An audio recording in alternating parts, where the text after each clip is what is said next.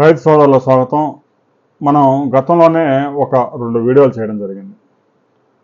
వచ్చే ఏడాది ఖరీఫ్లో యూరియా దొరకడం చాలా కష్టం. అయితే కేంద్ర ప్రభుత్వం, రాష్ట్ర ప్రభుత్వాలు కావాల్సినంత యూరియా ఉంది, నిల్వలు ఉన్నాయంటూ కొంతకాలం ప్రకటన చేసి తాజాగా కేంద్ర ప్రభుత్వం ఒక కీలక ప్రకటన చేసింది. గల్ఫ్ యుద్ధం మొదలైన తర్వాత ఈ 40 రోజుల్లోనే గ్యాస్ దిగుమతి పెద్ద ఎత్తున నిలిచిపోయింది. గృహ వినియోగానికి ఏదో ఒకలాగా నెట్టుకొస్తూ ఉన్నారు. కమర్షియల్ గ్యాస్ అయితే ఇప్పటికీ దొరకడం లేదు. ఇంకా యూరియాకు అవసరమైన గ్యాస్ దిగుమతులు పూర్తిగా నిలిచిపోవడంతో ఇప్పటికే 25% యూరియా ఉత్పత్తి నిలిచిపోయింది. రష్యా నుంచి వస్తున్న కొద్దిపాటి గ్యాస్ కొంత ఉత్పత్తి జరుగుతూ ఉంది. అదృష్టవశాత్తు వ్యవసాయ సీజన్ దాదాపుగా ముగిసిన తర్వాత యుద్ధం మొదలైంది.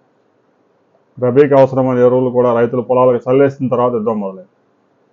ఇక ఏప్రిల్, మే పెద్దగా ఎరువులు ఆ ఉద్యాన పంటలకి, తోట పంటలకు మాత్రమే అవసరం ఉంటుంది. జూన్, జూలైలో గనక మంచి వర్షాలు నమోదైతే పెద్ద ఎత్తున ఎరువుల కొరత ఏర్పడే అవకాశం ఉంది, ముఖ్యంగా యూరియా కొరత. అయితే వాతావరణ శాఖ జూన్, జూలై, ఆగస్టులో అతి తీవ్రమైన కరువు పరిస్థితులు నెలకొనే అవకాశం ఉంది. ఎల్నినో ప్రభావం స్పష్టంగా ఇప్పటికే కనిపిస్తూ ఉంది. దాని ప్రభావంతో ఇప్పటికే టెంపరేచర్స్ సగటు కన్నా కూడా 5 డిగ్రీలు ఎక్కువగా నమోదవుతూ ఉన్నాయి. మే నెల చివరి వారంలో మరొక ఫైనల్ రిపోర్ట్ రాబోతూ ఉంది. సగటు వర్షపాతం 5 నుంచి 12% దాకా తగ్గే అవకాశం ఉందనే హెచ్చరికలు కూడా జారీ చేస్తుంది. సగటు వర్షపాతం 5% తగ్గితేనే కరువు పరిస్థితులు అత్యంత దారుణంగా ఉంటాయి. అదే 10% కనుక సగటు వర్షపాతం కనుక తగ్గితే తాగడానికి కూడా మంచినీరు దొరికే అవకాశం ఉంది. వచ్చే ఖరీఫ్ ఒకవైపు ఎరువుల కొరత, మరొక వైపు ఎల్నినో ప్రభావంతో తీవ్రమైన కరువు పరిస్థితులు అనే 2 అంశాలతో ప్రారంభం కాబోతా ఉంది. రైతు సోదరులు జాగ్రత్తగా ఉండండి. జూన్ మాసంలో తొందరపడి పంటలు వేశారా?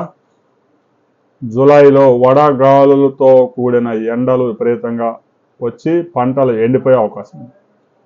ఈ ఎల్నినో వచ్చిన సమయంలో ముఖ్యంగా 50 రోజుల నుంచి 60 రోజులు చుక్క చినుకు కూడా పడదు. ఒకవేళ ఒక వర్షం, పెద్ద వర్షం పడ్డా కూడా ఆ వర్షాలకు పంటలు కనుక వేస్తే ఆ తర్వాత వచ్చే డ్రై స్పెల్ పంటలు మొత్తం ఎండిపోతాయి. అందువల్ల వచ్చే ఖరీఫ్ చాలా ప్రమాద గంటికలు మోగిస్తూ ఉంది. రైతు సోదరులు ఎట్టి పరిస్థితుల్లో తొందరపడి జూన్లో మాత్రం పంటలు పెట్టవద్దు. కేవలం డెల్టా ప్రాంతంలో సాగునీరు ఉన్న రైతులు మాత్రం వరి సాగు చేసుకోవచ్చు. ఇక తక్కువ ఖర్చుతో సాగు చేసే కంది, మినుము, పెసర అలాంటి పంటలు వేసుకోవచ్చు. ఎట్టి పరిస్థితుల్లో ఎకరాకి 2 లక్షలు 3 లక్షలు ఖర్చు చేసి ఏవైనా పంటలు వేశారా?